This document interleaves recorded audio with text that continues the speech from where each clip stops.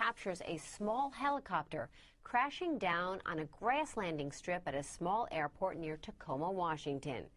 Investigators say the pilot spotted a plane near his chopper, tried to get out of the way, and lost control.